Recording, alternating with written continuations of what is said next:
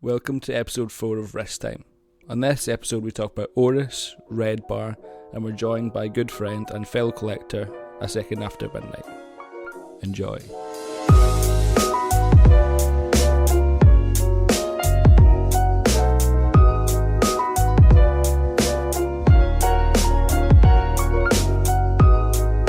Jesus. Do you not know how a tap works? You've got it. How did you get it down your ankles? Have you just like? I think the glass might have been wet. And we're live. Welcome to episode 4 of Rest Time, where we are joined by A Second After Midnight. He goes by on Instagram. His other name is Nick. How's it going? Good, man. How are you guys doing? Not bad, apart from David pouring water all day. Yeah, he managed to get it all the way down to his shoes. Yeah. I genuinely have no idea how, but I will try. I was in the water. That'll be fine. Let's go on with it.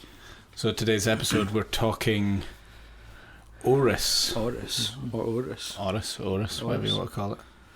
And our last RedBar event. Yeah, definitely. Which I think was a massive success. No, it was pretty cool. You never made it. No, unfortunately, I was gutted to miss the event. Particularly the pictures that I saw. My sister gave birth. That's not an excuse. Imminently. That's an awful that day. And you still missed it. I still missed it, yes. Alas, I would have been much happier at the RedBar event with you two. I must have completely missed that message. Yes, you did. Did you tell me this? Yes. I thought you just said you couldn't 6 come months ago. because you were staying in the hospital. No, I was coming because I had to go back to the hospital. Oh, you didn't say it was your sister was giving birth? Yes. Oh shit, congratulations. Thank you. Is it a boy or a girl? He's a boy, and his name's James, after my dad.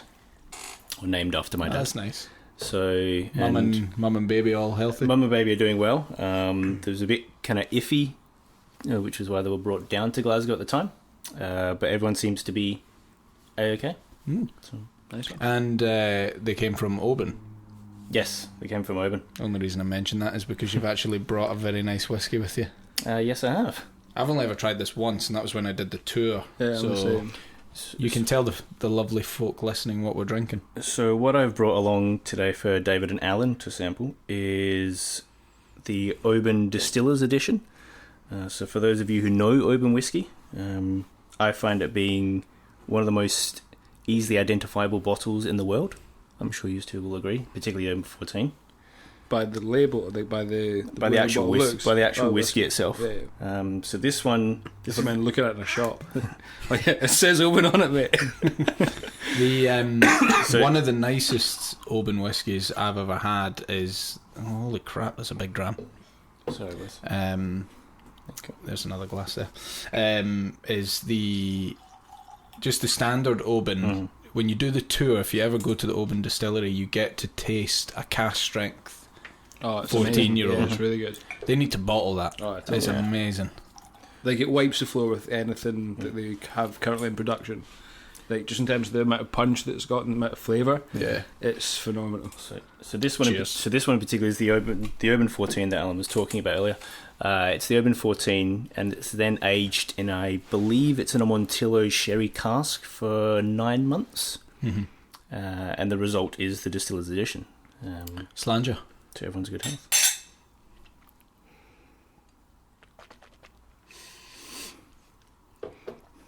Oh, that's good.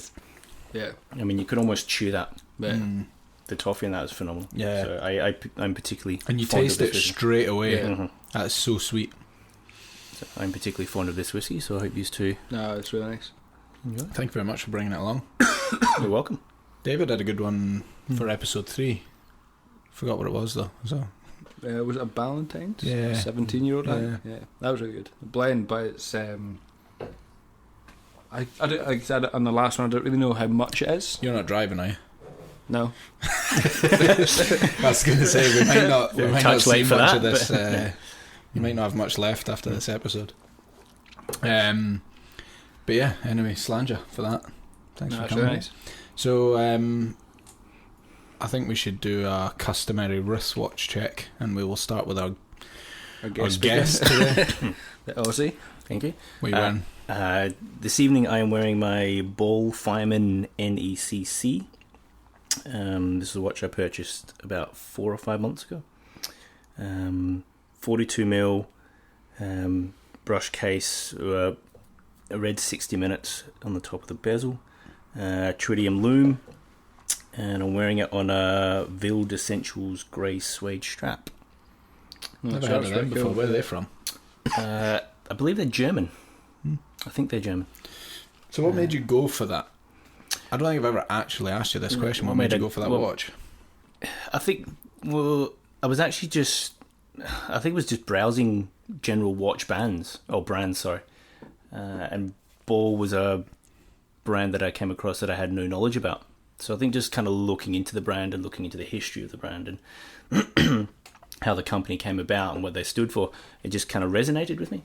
What is that stuff? Like, if you had to summarise it, because I know very little. Essentially, from my reading, the company was formed by this guy who was put in charge after a train crash in America in the 1890s, I believe. And what he discovered as a result of him looking into it was there was an issue with timekeeping. You okay, right, Dave? Apologies.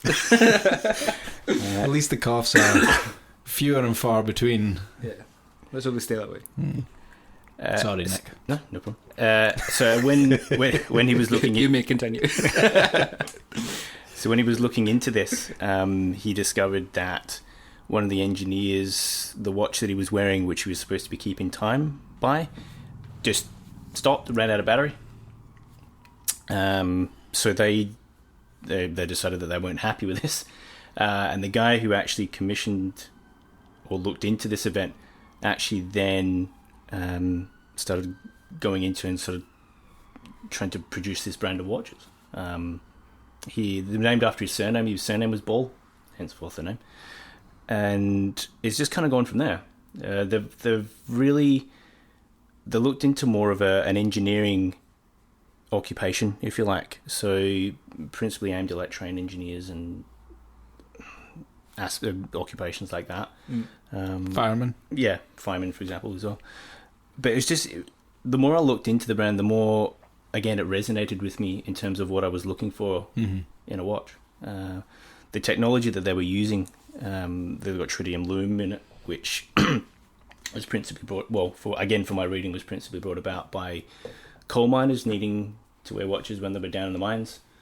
And obviously with the soot and the coal dust, it was difficult to see the watches at the time, so the tritium loom gave them the option to do that, and that's the technology that they produced. I'd never even thought of that before. I wouldn't have even ever imagined like coal miners even wearing watches, like especially mechanical watches, because and maybe it's just, I've never thought about it until you just said it there, but I think maybe more so because coal mining was always a working man's sort of industry, and you think of mechanical watches, you think they're quite an expensive, not very necessary thing these days, but you think back to... Well, before quartz and that sort of stuff, everything was mechanical. Yeah, there was no other alternative. That's pretty cool, that. I think they then developed it for their range of divers' watches, etc., etc. So where does this one you've got come in? Is it a diver? Is it this is a diver's watch. So it's... Why is it called the Fireman then? I think it was just the brand of watch. Right. Okay. So they've got an engineer's watch. They've got a train master's series. Right, okay. It's a series. That's what the word I'm looking for. So it's a Fireman series watch. I saw a really nice one because Ernest Jones in the arcade stock them now. They've got a window display. Which is what I bought this one. There was a really nice blacked out PVD one that I saw the other day, but I was literally just walking past 2 seconds. I never stopped to see what it was actually, what model it was, but it looked really cool, stealthy, and it looked nice with the tritium, because they almost looked like little pipes almost. Well, they're pipes with sort of gas within them. Yeah, it looks or tubes, I think they call them on. Yeah. And that's this is where I got mine from Ernest Jones in the arcade. Pipes. Pipes. Got a lovely tubes. set of pipes. Yeah. No, it's nice. I like it, and I think later on, once we get after the main topic, we'll maybe go into your other watches that you might have. Yeah. Because you're fairly new to watch collecting, but you have. Yeah, I think I think I've really only been seriously interested in watches, I would say, maybe over the last year, 18 months. Kind of a late bloomer, I guess, if you want to call it, within the watch community. Be a nice topic to finish off on, how you got into it. Absolutely. What your current state of the collection is and where you maybe see yourself going. Absolutely. So yeah. Dave, what about you? What you got on today? So I'm currently rocking my Black Bay... Rocking. Like a boss. Like a boss. With a cough. With a cough, yeah. Currently got my Black Bay, the in-house version. It's the diver, so the big 41mm. It's a big chunky bit of watch, but I absolutely love this. I think it's the one right now it gets the most wrist time. I don't think I've had it off this week apart from earlier on today. But no, I actually love it. It's on the bracelet just now. Which again, just so comfortable. But yeah, it's a pretty standard watch, to be honest. Nice. Can't go wrong with it. Yeah. Can't wait for the 58. Yeah, it's gonna be good. Yeah. I just really hope I like the gold. Yeah, that's like because I've got my name down for one in a couple of places, and that's like the one thing that I want to see first is just that. Well, you can you can see it already. Yeah. You go in and you can see the bimetal one they've got. The girl that I spoke to in one of the stores that stocks Tudor said that it's basically the same bezel as what's on that the bimetal one they've got. Yeah, the steel and gold. Yeah. So, and looking at that, would you not the biggest fan? Yeah. Would you trade that one in for the 58? I would have to. I can't, Yeah. I genuinely can't afford it in any other situation or scenario. And it's the same thing. You're just buying the kind of same watch. There's no point in having two of them. Well, there is. They're different watches. Yeah, but I'm not like I'm attached to this watch. But if I like, Just not that if I attached. enjoyed the Black Bay, I don't more. think you'll like the 58 as much as that. I think you'll like the size better, but I don't think you'll. I've got a funny feeling you'll not like the bezel. Yeah. That's the one thing that's going to. And I was looking at them the other day, and I actually really like the steel bezel, like the all steel. Yeah. It looks pretty cool. Because when that was one of the watches that was just released at the time I was going to buy this, and it was one that was like I wanted to look at. It's literally as soon as I tried it on, I was like, this is just too much metal. It just didn't work with the kind of feel of the watch. I think for me personally, it was just too much. I think the black bezel makes it so much more. Do you think it breaks it up the watch? Yeah. Do you think it breaks the watch up totally. a bit? Okay. And it kind of just draws you more into the dial. I think the steel one gives it more of a more modern appeal. Yeah, it's a bit more whereas the black, the red bezel version more historically give it that sound, it gives it that vintage charm, which is what everything else on the watch is designed around. Look at the patinaed hands, look at the text, look at the kind of gilt chapter ring and all that sort of stuff, and look at the bezel and the bracelet with rivets and all that sort of stuff. So I think it's designed around a vintage Tudor. Yeah. And I think that's the 58 that's why now I love more it. so with the size. Yeah. I'm not a big fan of the gold, but like I've said to you dozens of times, if they release that in any of the original bezel colours that they released the standard Black Bays in, it'll kill that line. And give it a couple of years. Yeah.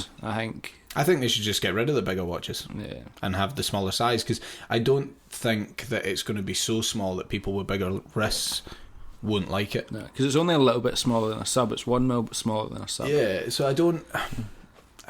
I think it's the watch the Black Bay should have been, size wise. Like, yeah, I mean, I've said this lots of times. I think I'm pretty sure I've said it on one of the podcasts as well. I don't mind that 41 mil size. Personally, I think that really suits the watch. It's not the. It's just the thickness that is the one thing that I would maybe. The 41 mils fine. I mean, the watch I'm wearing just now is 41 mils, but it wears a heck of a lot smaller than that. It's the tip to tip length as well. I mean, you're pushing. Not even pushing. You're 50 mil lug to lug height, which is for me. For some people, it's fine, but for me, I couldn't go any bigger than that. Yeah, I could wear that watch. But it's it's just the thickness and the length of it is the killer. Yeah. It's not the actual 41 mil of the watch face. No, it's, the thickness is the main thing for me. I think lug to lug, I think it suits What me. is the thickness of that? Just It's like It's like 14 point something. 14 and a half Okay. or something. Yeah. I mean, it's whereas a good solid watch. Yeah, as well. There's The new one's chronographs that are thinner than Yeah. that. Yeah. The new Breitling that I was trying on yesterday is thinner than that. Yeah. Yeah. But yeah, no, it's a nice watch. Yeah, the new 58's 12 mil, I believe, thick. It's under 12, is it not? It's not 11.9. I thought one of the big selling points. Just round up, mate. I thought one of the selling points was that it's under 12 I'm mil. pretty sure it's bang on 12. Googling it. Okay. You guys carry on. I'm But gonna like Google this. when the Black Bay is like on the bracelet, I think it works quite well. But see, as soon as you put it on like a leather strap or the fabric strap that it comes with, in between the bottom of the strap and the top of the case, there's a massive chunk of metal, and it just looks horrific. Yeah. The only strap that isn't the bracelet I found it looks good on is one of the 11.9. military national watches. Just going to ignore that. One of the military national watches, the straps, which they kind of the parachute paracord stuff, and that looks awesome because it's quite a thick strap as well. So it hides that bit. Yeah. But see, on like a thin leather strap or like a NATO or something, or even the fabric one that comes with, just this big, massive slab of metal between the top of the strap and then the top of the bottom of the case. You get that on pretty much all watches. I know, but with this one, it's like it's really exaggerated. eccentric. Yeah. What about you? What have you rocking? Halios, Seaforth. And today's episode. Can't. Everyone knows my. What is there to thoughts. say about this watch? I'll let you describe it because everyone knows my thoughts on it. I think wearing it, it's a really nice watch to wear. I think it's got to be one of the nicest sunburst blue dial watches that I've seen. Yeah, it's pretty punchy. Only rivaled by one of mine in my collection, which I will discuss later on. Rival. But no, it is. Ooh, that's a controversial point. No, but it is. It's generally one of the nicest blue dialed watches I think I've ever seen. For that sort of price point, I think we talked about in the last podcast, like a watch under £1,000, a watch under £600, I think it was. It's Such a satisfying surprising bezel in terms of as well. build quality, Yeah. construction, design. I'm going to put that up to the mic so people can hear that click. It is really It's very satisfying. like it's one of the most solid. What, your 60 click Tudor one? That's about double the price. Don't know what you're talking about. It's solid, mate. Oh, well, Comparing clicks. if we're all turning our bezels. Lovely. That just got weird. I'm not going to be invited again on this podcast, I think, again. Yeah, you can No, leave. but You it can is. leave now. It is, just lovely. Everyone knows my thoughts on it. I don't need to milk it anymore. It's just a brilliant watch. But they've now brought out the I was looking at GMT. the- I was actually looking at one recently. They sold out in under. They were gone in under a minute. Yeah, it's ridiculous. It's crazy. Really? Yeah, under a minute. Mental. That's not far off what Absolutely What are mental. the- This was just under 5 minutes. What I are got the this. production numbers of them? He Does- doesn't. I release don't them? think he says. No. It's obviously very few. There's not a, It can't a be lot that of them. much. Like, But I really liked it when he put out the first photos of the GMT. I really liked it, and I was like, I'm definitely getting one of them. And then he announced that he was having to change the GMT hand to a stubby hand. why did he do that? I think obviously the manufacture or longer something. hand wasn't working. Yeah. I don't know whether it was just the I don't know, design element. Maybe it just couldn't function properly with a longer GMT hand. But the stubby one, just to me, just doesn't look right. I think a GMT hand needs to go right to the edge, because when there's no mid on the, like, if you were to get the non-bezel version, he's done a really clever thing with the design where he still put a 24-hour index like around the chapter ring, so you can get the non-bezel version and still be able to view multiple time zones. But there's no like clear indication between the indices, between like the 2 and 4, I think it is, and things like that. There's no, you know how on a GMT you've got the dots between it or a marker between it so you can see. So it's not like you wouldn't be able to work it out. It's just because it's a stubbier hand, it's not going right to the edge. It's not as clear. I don't think. Yeah. Do you think that takes away from the watch it itself? It just doesn't look. It just doesn't look as refined as the original longer GMT hand that you had. Well, I guess if it was any longer, because I'm just looking at a photo just now, because it's got quite a big arrow at the end. If it was any longer, it would obscure. So it could have been, but I still think it looked better. Yeah. I just think it looks. You're right. There's a really unfinished. big arrow. Yeah. But it looks awesome. Other than that, that's. I mean, and it's loomed as well, and I love the fact that you've got the 24-hour markers on the inside, on the outside of the dial, so you can get that white dial added functionality. Sweet. It's really, really nice. Yeah. It's just that stubby hand. I think he's been getting a lot of memes about T-Rexes. Your hand movement was great. If this was recording and we were just muters, that was definitely a T-Rex. Just a little hands up to the stomach. But I really like it. I think for the money, I mean, that he was asking for it for a GMT, was $900 or something. Yeah, but it's only a unidirectional bezel. I don't think it's a bi-directional bezel. Which is strange for a GMT. But it's obviously cheaper. I'm assuming it's cheaper to manufacture. That's why it's one of the ways of keeping the cost down. Yeah. Is it the same case as that? As far as I'm aware, yeah. The exact same. Yeah. So, but I mean, all credit to Jason. I mean, I love the Seaforth. I think it's brilliant. I think the GMT is huge.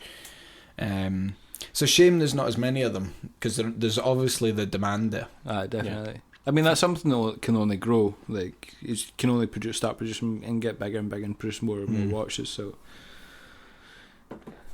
but yeah, so that's what we're all rocking on the wrist today. How about we get into the main topic? Let's do it. Sounds good. Oris. It's an awesome night. Aye. So, me, Allan, and David on Instagram, his name's Float Life, I believe. Float Light. That's the one. We'll link it below. So he organised the Glasgow. Well, it's actually not Glasgow. Edinburgh. It was the first RedBar Edinburgh event.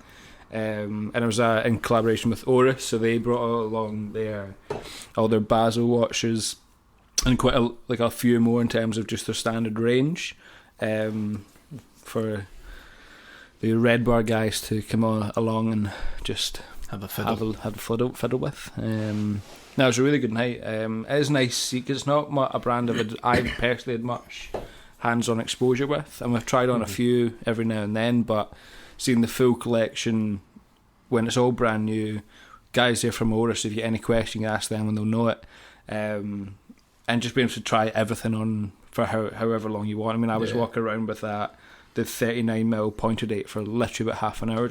I completely forgot I had it on, and it was just so wearable. It's a wonder why so many people were wandering about asking to try it on and they couldn't find it. You just David. off. No, it was a very fun night. The guys from Oris were great. They put on food and drinks for everyone. Yeah. Everyone enjoyed it. We got a big crowd. So I think thanks to everyone that came along. Without those guys, we wouldn't have these events. So thanks to Oris for coming up, and thanks to everyone that came along. But you gutted you missed it.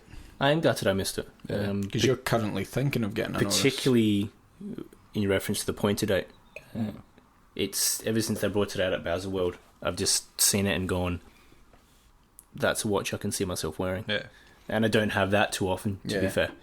I really like it in 36. Yeah. Really like it. And I was really surprised with the bracelet it came on. So comfy. Is it? Yeah. David didn't like it. Surprise, surprise. How did you not like it? It's too shiny. Too shiny? It's so...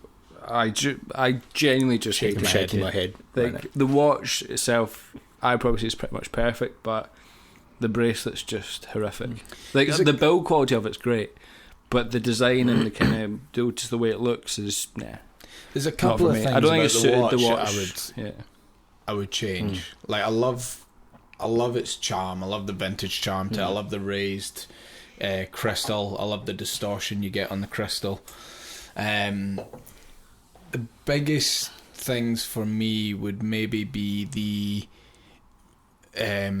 pointer hand on it. The date hand is like very chunky. Like with the way that the like needle hands are, they're very refined and quite sharp.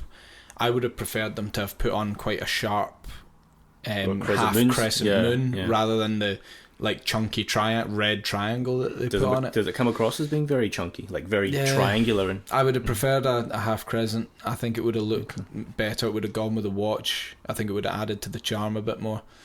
And the other thing was, because it had an open case back, that one, right? Yes. Yeah. So it's like the open case. I think a closed case back would have looked better, because the open case back, it just looked too. There was nothing really special about it. No, there was nothing stood out. It was a big red rotor, the standard Oris rotor that you get, and it just didn't. It didn't seem to flow with the charm of the dial and the bezel of the watch. Yeah, the coin bezel it had was beautiful. Yeah. So those two things are the two gripes I have with it. I think it's a lovely watch though, and I would still be very tempted to pick one up. But they, basically I wouldn't be that fussed about turning the watch over and looking at the movement, because I don't think it really goes. It doesn't really merit style. I think the movement doesn't. I don't think I think merit's a bit too harsh, but it doesn't like. It doesn't have the movement doesn't have the. It doesn't have the charm visual that the front appeal. of the watch does. It doesn't have enough of visual appeal for them to. I would think to add a. Yeah, I think a nice display. Not display, a nice engraved case back would have been nice. Yeah. See, you were talking about the charm of the watch, like the front of the watch. Mm-hmm. See, a random question. See the dial, like the shade of green. Mm-hmm. Is it similar to that of the Alpinist at all? No, it's a lot more muted. Yeah, is it? Okay. Yeah, it's because that's something you don't quite. It's a faded green, and it's nice. It's like. Because it's something you don't really get from the pictures a lot. Yeah, the blue is lovely, and it's so annoying that they don't do the blue in the 36mm size. Yeah, because I think the blue is just beautiful. Yeah. I loved the brown dial. I think that was my. It's favorite. Nice as well. It was really nice. I did like that. Again, but I think the green with half crescent pointer on the date, it would have been perfect. Well, it does have a slight curve to it. It but does, it's not, but it's just a chunky. I can see what you mean. That it's not enough to. Yeah. Maybe, but I never really noticed it until someone pointed it out to me on Instagram. I posted one of the photos, and there was a chap that he actually DM'd me on Instagram asking about it, and I never even thought about it until he questioned it, and ever since then, it's all I notice about it. Yeah. But he's absolutely spot on. He was saying the same thing. It's the one thing, and since he's mentioned it to me, it's all I can think about. So I apologise to anyone that's not noticed it until now. But still, it's an awesome watch. I think if someone's wanting to go out and, because they're what, £1,000, $1,200 or so. Yeah, $1,200, something around about. Well, I certainly inquired about it yesterday, so it may be. I don't know if it's necessarily worth $1,200. We'll see when it comes in. Well, you're kind of what movement's in it? I haven't even. I think it's an ETA. It might be a Solita. Yeah, it's a Solita. Right. See, it's $1,200. 200-1 or something, I believe. But I mean, it's a lot of money. There's brands like IWC in that tribute watch that they did, the Mark 18. I think they've just got a basic Solita movement in it, and they're charging $4,000 for that. IWC not using ETAs, or they? And the majority of them it's ETAs, but in that tribute one they did as an entry level watch, but still so much money $4,000, but like a base movement that they're probably paying pennies for. Yeah. But I think if you look at Oris in terms of as a brand, their main competitors are Longines, possibly Ball, Hamilton. I'd say Hamilton's probably their biggest. Yeah, Hamilton, Longines, I would probably say, because Longines are really pushing their kind of heritage range. I think a lot of them are doing that. I mean Hamilton as well with that khaki and all that sort of stuff. So I think they're the two main brands that I'd probably say are competing with Oris. And to be honest, Hamilton, I obviously own. I've owned one. I have owned two. I own one currently. I think they're an awesome brand. So I would probably sway more towards Hamilton. But in terms of, for a few watches, but in terms of an overall collection, I think Oris do give you the most variety, the kind of, I'd probably say the most kind of well thought out and a bit more creative in terms of the designs that they're doing with the pointer date, the sizes. I think they seem to do their research a bit more in terms of what people actually want with the smaller sizes and that sort of thing. So I think in terms of having a collection of watches that a lot of them are appealing, not just one or two. I think Oris are, out of those three brands at least anyway, Oris are definitely my kind of favourite. I mean, Longines do some incredible watches, like the Diver 65. Oh no, that's Oris. Apologies. The Legend Diver. You calm down. The Legend Diver, which the standard one's a bit too big, but they've just released the 36mm variant, which is apparently a women's watch. Yeah, which I hate the fact that they call them women's watches and men's watches. Like, they're just watches at a different size. Like, they're for men and women. You don't have to label them. Yeah. I mean, maybe they're doing it in a way to try and get women into the market. I think especially Longines with that watch, because they've released it in like a purple dial, they've released it in like a cream dial. There's different variants of like brighter colours to draw more women in, I think, which, I mean, fair play to them. I think it's something that a lot more of the watch brands, it is very male oriented, male based. So I don't think it can do any harm, but I love that size. I think it's really good. But in terms of a larger choice of watches, I think Oris definitely provide more variety and a bit more kind of creativity in my eyes. No, they're very good. There was three watches for me that stood out. The pointer date 36, the 39 was very nice as well. I preferred the 39. I just preferred the I keep saying it, the charm of the 36. It just had a more vintage appeal to me. It wore nicer on my wrist. So beautiful watch. The other one was the Chronoris. Is it? I don't know how you pronounce. Is it Chronoris or Chronoris? Chronoris. Chronoris. I'm assuming. That was probably my favourite watch. That was the surprise watch for me. That was one I didn't think I would like, but I really did like it. What did you liked about it? I knew again, that. It's the vintage sort of chrono charm to it, but it wasn't like a standard sort of chronograph. Obviously, you've got the internal bezel. You've got that bright. Is it orange? Orange, yeah. Bright orange seconds hand. Yeah. And you've got the little orange cushion, accents. The cushion case, beautiful size, wore so well on the wrist. Just a really nice watch that I didn't think I would like because I've seen it a few times. Yeah. I think before the event, it was one of the watches that I, within Oris, had looked at even a couple of months ago before I even knew this event was going to happen. It's the watch that I was like, I could see myself buying that. And having tried it on, I still really like it. I thought the strap that was on at the event didn't work as well as some other straps would have. So the one that was at the event was the kind of striped NATO. But I think with the way the watch felt, the NATO strap just didn't work for me personally. I think on a rubber strap would have been awesome. On like a two-piece rubber, or on some form of bracelet, I think it would look. It would look really nice. Like a beads of rice bracelet, I think that would look sick. Yeah, or on a leather racing strap, I think it would look beautiful. But still, the one out of the entire Oris kind of lineup, it's still the one I found myself going back to, like looking at. I think it's a really cool watch. And the other one for me that I knew I was going to like, and I've been wanting to see it for ages since they announced it, was the Clipperton limited edition Aquis. And I was always dubious about the 43.5mm case size. I thought it was going to be huge. But the blue sunburst on it looked amazing in photos. And oh my god, it photographs so well. Like the blue is like a deep blue, but then when you see the sunburst, it is like light penetrating water. It looks so cool. And this is the one thing that really is 43.5mm. It wears so well, and I've got a tiny wrist. My wrist is 6.5 inches. It wore brilliant, and the really surprising thing for me was the way the bracelet's made. So the lugs on the watch don't look like they're lugs on the watch. They look like it's just part of the bracelet. Yeah. So it doesn't look like it's overhanging your wrist. It just looks like the bracelet is wrapping around your wrist. Well, that's a cool effect then. Yeah. It's very well made, and it was a big, like, I was like, oh, I'd never buy a watch at that size. That I would buy, and that I would wear all the time. I think it just looked brilliant, and it looks even. This is where I would be like, maybe not, because I think it looks better when you see it on the rubber strap. It looks so nice on the rubber strap. They didn't have the rubber strap version there, they just had the bracelet, but I think the rubber strap, you're obviously going to see the lugs, they're going to stand out a lot more. It will look bigger on the bracelet, I think it would.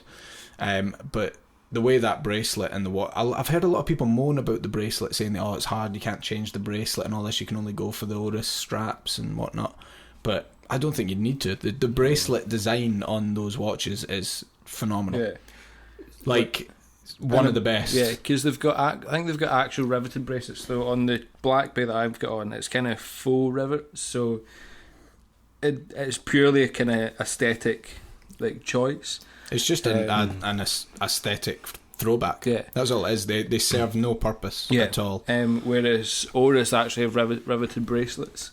And I believe there's a chap who knows a few people within Tudor, and even Tudor think that the way that Oris, and they're just confused by it, the way Oris make the bracelets, they've no idea how they can do it at that sort of price point, in terms of the quality, the tapering, just the design of the rivets and all that sort of stuff. Yeah, I was going to say, it's really surprising. Yeah, I was going to see how you were talking about the bracelet of the Aquis.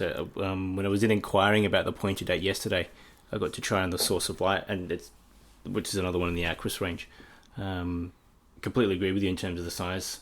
I didn't think I'd be able to wear a watch at 43.5mm, but you're right, it wears so well. The one thing I noticed about the bracelet is that it did taper down quite a bit, taper in, if you like. Do you guys have any? I didn't notice it as much on the Aquis. The taper on the bracelet of the pointer date was really nice, really well done. The smaller Diver 65 as well on the bracelet.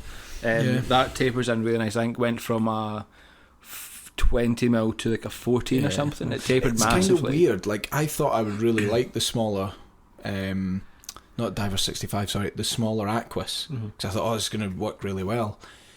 But it didn't. It didn't feel as nice as the larger Aquises did. But I mean the bracelet design, that Clipperton limited edition, I would love to have one. I wouldn't have one. I can't afford one. I've got too much stuff to pay for at the minute. But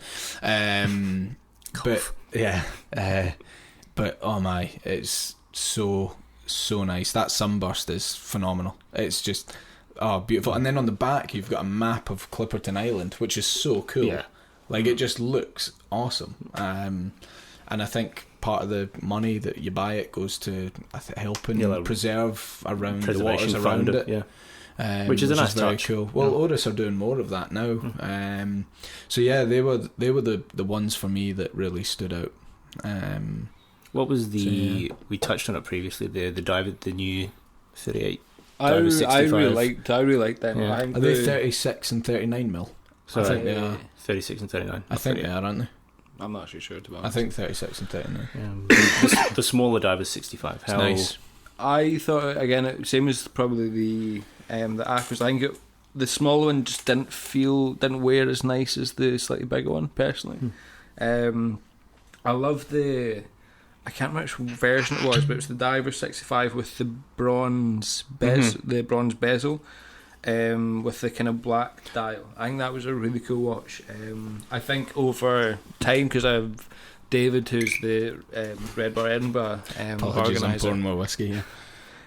He had the original bronze Oris, and he said he's had it for 2 years, and the patina on that was just stunning. It was amazing. So I think those watches with the bronze bezel in a couple of years' time will look absolutely I thought ridiculous. On the smaller size 65, the date window looks awesome. I don't like the date window on the, because it looks like a 6 o'clock date window. But the charm of the skewed date window on the 36mm version is really well done. Yeah, it looks good, and it's again a beautiful size. I didn't think I'd like the bronze edging on the bezel. Really like it. Nice. Yeah, I think it looks fantastic. Nice. Is it similar to the Cobra Shear? Virtually. Yeah. I'm assuming it's the same bronze they've used. Same. I was just reading something on the website. They had the Cobra Shear Chrono there, but it's huge. Yeah, massive. Yeah, it's huge. Yeah. But again, that's it, because they had it in the display, and it's the type of watch that right now it looks good, but see in 2 years' time, 3 years' time, it's just going to look even better. Just now it's just too shiny. It's basically like new. It looks like plastic almost. Now basically now it looks like just new piping that you'd buy from B&Q or something like that. It just looks too fresh. I think see in 2 years' time it would look awesome. Like it goes really dark and quite like there's no repetitive like colour. Everything's slightly different. It's got a different kind of shade of bronze. But yeah, I think in a couple of years' time that watch will look awesome with the chronograph and the pushers and everything. That'll look great. It's nice. But I mean, again, I keep saying it was gutted that you went there. I thought it was the best red. I think it was the best red bar we've had yet, because we're now 3 in. Yeah, that was our third event, and you're starting to get to know people on a more personal level. It's a good group of guys and girls. That was our first event that we've had some girls there, which is great. And yeah, everyone's just really comfortable around, or getting more comfortable around one another. You know, that way when you've met people for the first time, but now you're getting to know people on a more personal note. You have a bit more banter with them and things. They've become a lot more relaxed. Like you can just go up and chat to you're just sharing the same passion with these guys that love the same thing you do, and they're coming from far and wide. I mean, we had someone from Kintyre turn up in Edinburgh, which is a good donkey's drive away. At least 2 hours. I think that's principally the main reason that I was gutted to miss the event, for the whole, as well as to see the watches from Oris, but it was more the social aspect, the networking. Because for me at this early stage, it's still very much a case of getting to know people, getting to know what is it about watches that they like, and why do they come to these events, and what are they hoping to get from the events. And it's like Allan was talking about. You get to meet these people on a personal basis, and you create friendships, and you follow each other on Instagram and all that sort of thing. And that's the actual networking idea was particularly about being, because I've not met our Edinburgh neighbours before. That was probably the main reason why I was gutted to miss the event. But it's a shame, but you've got a big one coming up. Yes, we do. That we've released it. Sort of teased the other day. Major teaser. It's going to be. We've already it's put it out. It's going to be a good one. Yeah. Grand Seiko. Credor. I have to say, well done you guys for landing that one. It's not just us. There are others. David that runs RedBar London's a big help. He's been fantastic in setting some of these events up. The brands especially as well. So yeah, this is going to be a big one. Definitely shout out to all involved. Wait. It's going to be fantastic. It's going to be ridiculous to see the Credor pieces, the new GS line. It's okay. I would definitely be there. No one in my family is impending labour at that any they point. bring some prospects. I'm hoping they bring some presage lines. Yeah. It'd be nice seeing it from the sort of bottom to the top of what Seiko can actually do. Yeah, and I think for a lot of people, outside of RedBar, Seiko's just a kind of entry level cheap watch under £200 or something like that. That's reliable, but that's about it. But it's nice. It'll be nice for everyone who doesn't have much experience with the brand to see they can make a £200 dress watch, but they can also make a £100,000 dress watch and see the difference, and be able to have one on each wrist and go, okay, I see the difference. I see what's going into it. I see exactly. And I said this to you before. I got my hands on the the LE 267. Grand Seiko have always been a brand that I've admired from afar. Never really paid much attention to them until my dad started talking about them. And then you get it in the hand and you see it in hand, and it's something else. Like it is a level above your Omega, your Rolex. I do think it's on par in terms of finishing, case finishing, hands, dial. It's up there with AP and Patek. I genuinely do think it's up there. They might not have the hand engraving and whatnot, but they've got the precision, they've got the fantastic movements, they've got the you know, even things like their spring drive, you know, they're always innovating. It's something that, like, I genuinely feel you could shave with the hands of the watch. They just look that sharp. The polishing on it is that fine.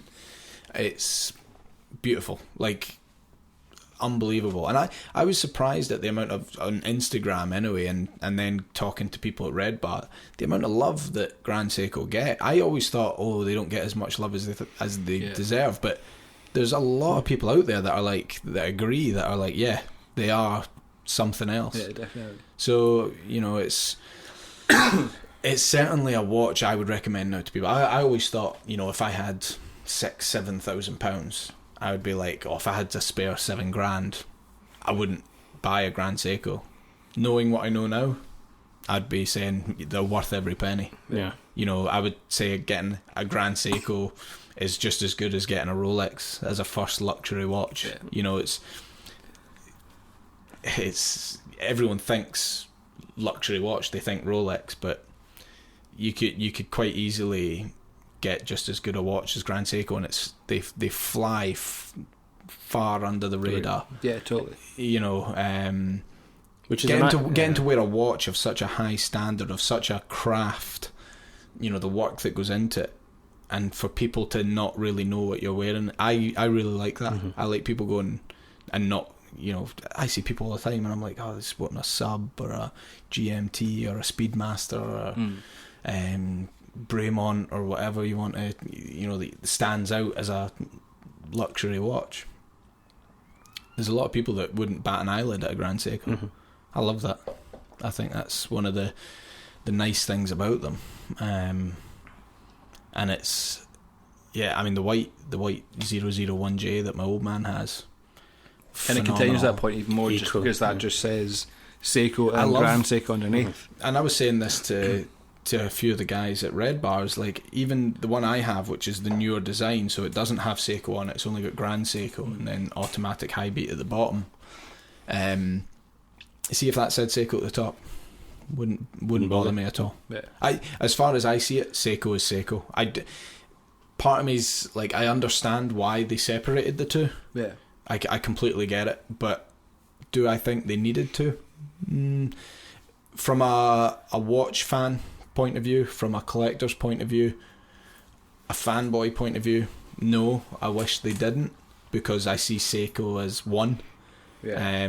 I think they're, you know, their entry level SKXs or Solar watches, anything like that, is just as good as, well, not just as good in terms of quality, but like just good at watch. It's the same company that makes their GSs, their Snowflakes, their Spring Drive. Yeah.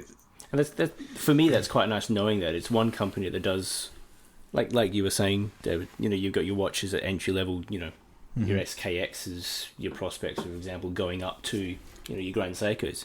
And for me, it's quite nice knowing that it's all under one umbrella, like one company. It's all one brand. It is just nice. I like knowing that. Yeah. No, it's certainly it's going to be a lot of fun, and it'll be a lot of fun learning more about them, because we do have some of the big. I think need to get that confirmed, but there's, I think, people from Japan coming over for it as well. Yeah. They are going to be over, because I think they are doing events down in London before coming up to us. Because I think a lot of the pieces are going to be in the Japanese embassy before they come up to here. But once they come up here, we've pretty much got full control. Yeah. somewhat over what's going on with them. Are these affiliated with Seiko in any way in terms of the company, or are they? Yes, it's they are. it's Okay. Grand Seiko Creedor that are coming over. Okay. With their pieces. So it'll be great. I'm hoping they do some sort of presentation, talk through some of the movements with us. Still need to get a few things clarified with them, but I think it's going to be a lot of fun. It's going to be a great night. I think there's a lot of brand that in the watch community people know, but not a lot of people have hands-on experience with them. Just because there's in Scotland, especially Creedor, I've never laid eyes on one. I think especially in Scotland for Grand Seiko, because there's only currently one, soon to be two retailers of the brand in Scotland. So I think up here they're a little bit more harder to find, and if you want one, you have to kind of search for it a little bit. Which I think, if you're going out to buy one, I think might be a really good kind of story, or just that it's the chase, like, to try and find this watch. I think that'd be, if you're in the position to buy one, I think that'd be really, really cool. But there not a lot of people have had experience with them up here, just because they're very limited in terms of what's actually kicking around. No, it's going to be a fun night. So anyone listening that is a RedBar Glasgow, RedBar Edinburgh, RedBar London, wherever you are, if you want to come. I've had some people there's a guy from Prague that wants to come to one of our events that messaged me. So keep an eye out. Updates will be going out soon. It's going to be a fun night.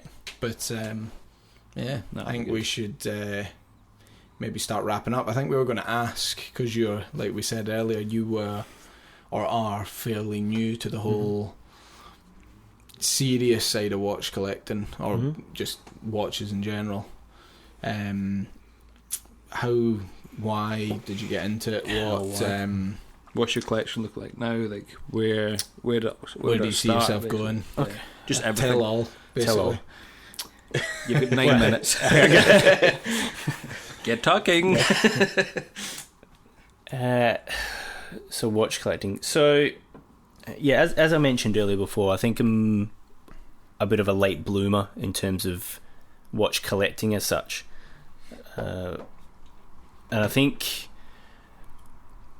it really started back in high school, to be fair, because I was always one of those. I was always one of those guys at the time who, for whatever reason, hated their wrists. I hated the shape of them. I know this is really random, but I'll make the point. I've never heard of that before. No. I was just one of those guys who just hated the things attached them at the hands at the end of. That awkward prepubescent era, and I genuinely did not like my wrist. And even now, I'm not particularly happy with the shape. What's wrong with your wrist? Well, I don't know. The aesthetic of the girth of the. No, there's a really big bony prominence, and I just don't like them. So anyway, So what I was doing, Nick, you've got lovely wrists. Looks just a slightly more tan version of mine. I say slightly, a lot more tan version than mine, but this will become relevant later. But so essentially, what I was trying to do was I'd try to cover up my wrists with metal bracelets, leather bracelets, and then to a later extent watches. Now at the time, I wasn't really interested about what the watch was. I wasn't really interested in the movement. I wasn't even really interested in what it looked like. As long as it wasn't too big, I would wear it. And I pretty much continued that up until maybe about 3 or so years ago, to be fair. And when I went back home, which is Australia, to visit my grandparents, the last day that I was there, my gran bought me a watch, just completely off the bat. It was a Citizen Eco Drive.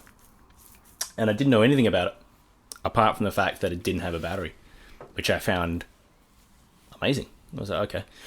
So even just doing a quick Google search on Citizen Eco Drives, and you can find out all this information as to how it works, how it creates energy through solar power and all this sort of thing. And I started to get really interested in it. And then, it's only a short jump between there and then going into mechanical watches and mechanical movements and how mechanical movement works, how it stores and creates kinetic energy and all this sort of thing. So from there, it just kind of blossomed, if you like, up until about maybe 2 years ago. that I purchased my first automatic watch, which was a Christopher Ward Trident C60 in the 38mm. You've not worn that in age. Oh, I've not seen you wear that in ages. No, and it doesn't get the wrist time that it does deserve. I mean, it is a cracking watch for the price. Yeah. It's one of the nicest bezel actions I've ever seen. It's really good. The size is just perfect for me. It's like 600 meters water resistance, isn't it? It's a ridiculous water resistance. So you can take for the it. Price, you can take it in the bath then. Yeah. Not that I would ever take in the bath, because I'm just kind of like that. It's a nice watch. I like it. And shame they changed their logo. Yeah, I know. There's a few people I've chatted to online who are a bit. Whenever I've posted, I'm a bit miffed by it. Crystal, I just don't think it looks as good at all. Because I used to look at them quite a lot. I used to check the website and go, for that sort of price point, that's an awesome watch. As soon as they changed the logo, I don't think I've ever been on the website again. No. It's just, I think I've unfollowed all the social media. It just annoyed me. I was like, how have they got... It's a bit harsh. I'm sorry, but it just, like, you know what I mean? Like, you just see these and you just thought, you had so much potential and you've just wiped it. I think a brand like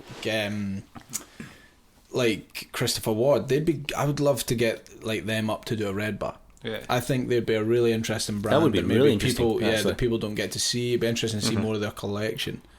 Because they've actually got and maybe we can get Dave following them again. Well, they've actually got the brutal man. I mean, the last time I looked at their website, they've actually got a number of sort of varying collections out, as opposed to when I got mine. I think it would be very good to have them up. I think so. If they're listening, guys, if you want to come up to Glasgow and do a RedBar event, would be more than happy to host you. So I back to what you're saying. I think that was my first, inverted commas, proper watch, if you like, and I love it. But as David says, he hasn't seen it for a while, and it doesn't get the wrist time that it does deserve. What is getting your wrist time then?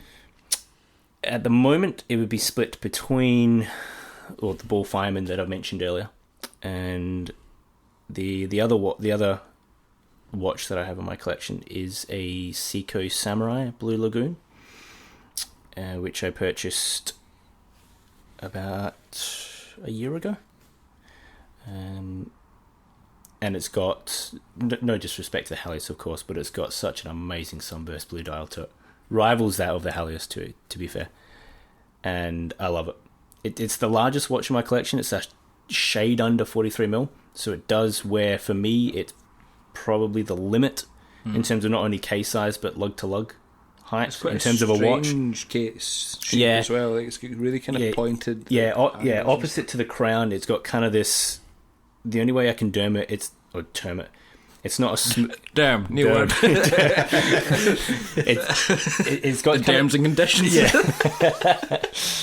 It's got kind of this opposite the crown on the other side of the face. It's got kind of this divot in the metal. It's weird. I pointed that out to you when I first tried it on. Which again nothing I can't stop unseeing now. Yeah.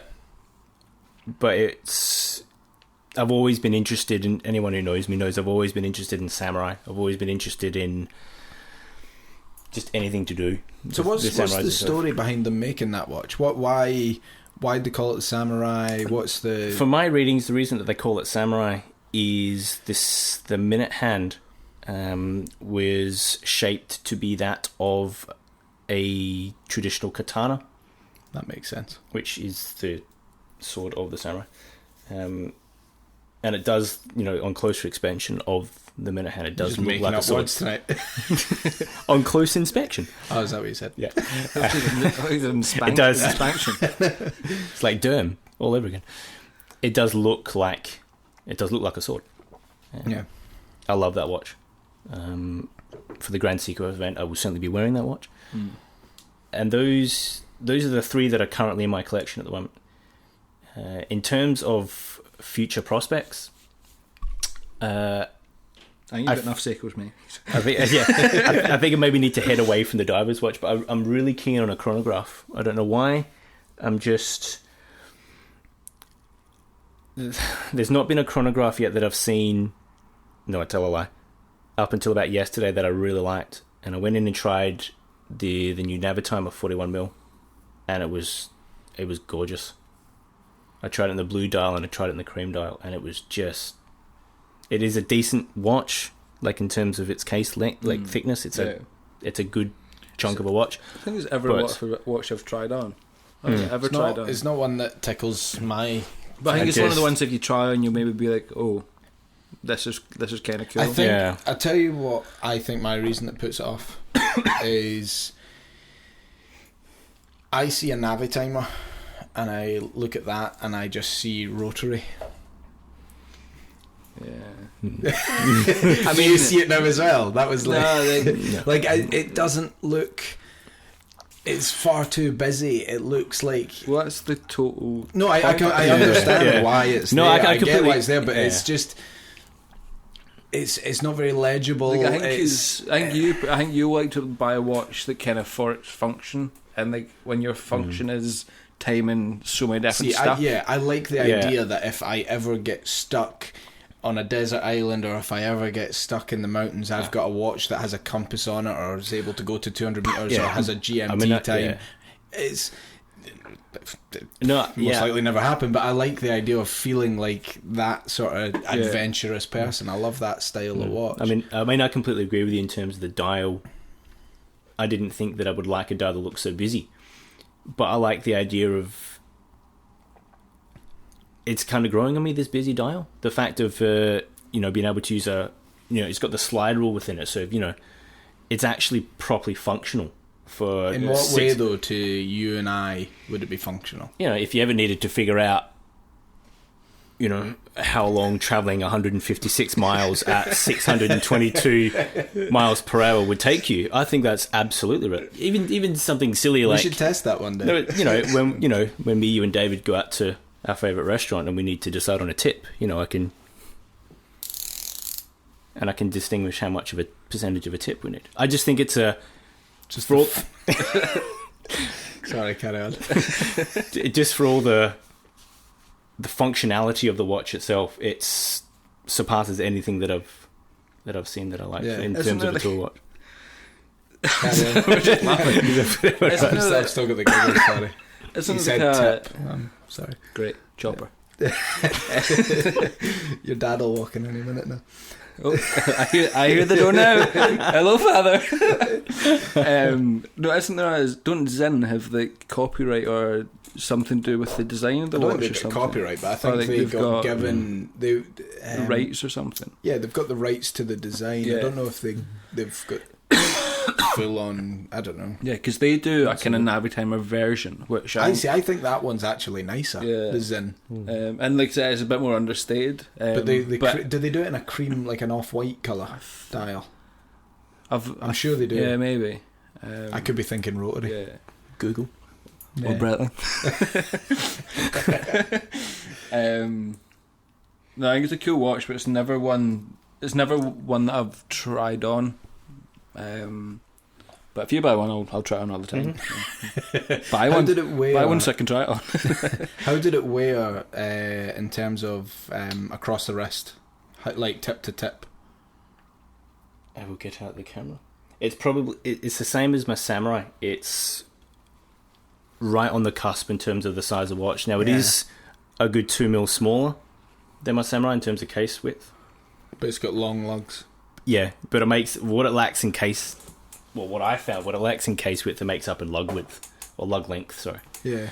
So, I mean, it always looks bigger in photos. Let's have a wee look.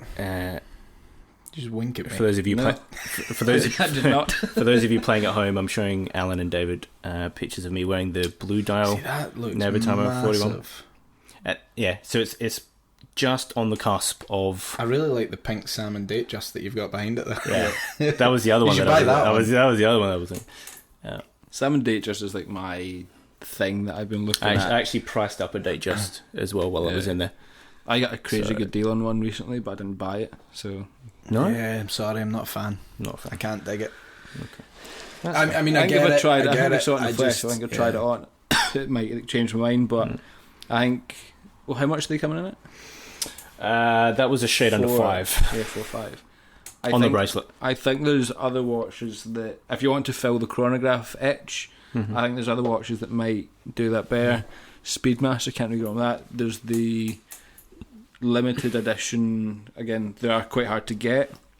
The trilogy one, the vintage one, I think that's a shade over 5. But that's a phenomenal looking watch. I mean, I'm certainly open to suggestions. I mean, that's the first one. Even like standard Speedmasters. I'm in a bit of a Speedmaster thing right now. I absolutely love them. I don't think I've ever worn a Speedmaster, so I wouldn't know. That's maybe something I need to. That's exactly why I looked at them, and then I was kind of thinking, I don't really get the hype. I don't get why Ben Claimer says everyone has to have a Speedmaster in their collection if they're into watches. I was like, well, I don't know why. I wonder how much Omega pay them to say that. But it's genuinely, as soon as I tried one on, I was like, okay, I get it now. Yeah. Like, it just, the design, the way it feels, the way it wears, the functionality of it, just everything about it, I'm like, this just works as a watch.